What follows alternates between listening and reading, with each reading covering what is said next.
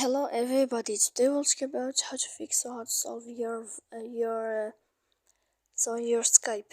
To know how to find a solution about Skype problem, you should just go to settings. Here we click apps, default apps, app settings. After that you will enter to the window of Skype and you will click here we go to Skype. Then you click on first stop and you will click OK.